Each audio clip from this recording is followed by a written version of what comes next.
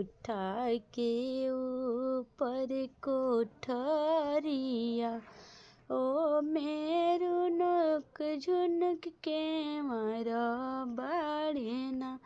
कोठा के ऊपर कोठरिया, ओ मेरू नोक झुनक के मारा बाड़ेना। ओही में से बहरेली हाथिया, हाथिया बछरू सही तेनु है। ओही में से बहरेली हाथिया, हाथिया बछरू सही तेनु है। जिधिया जे हऊँ दशरथ समधि, बछरू मांगेले दहे जानू है। जिधिया जे हऊँ दशरथ समधि, बछरू मांगेले दहे जानू है।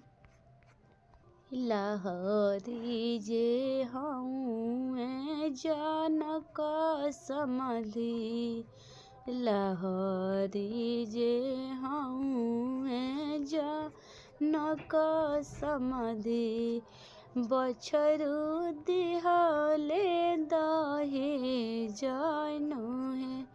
लहरी जे हऊँ जनक समधि, बछरू दिहले दहे जानू है।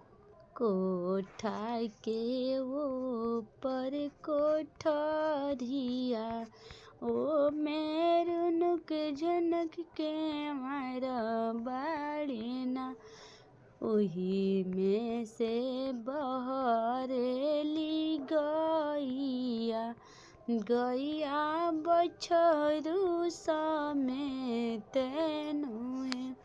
ओही में से बहरेली गैया, गैया बछरू समेतेनु है।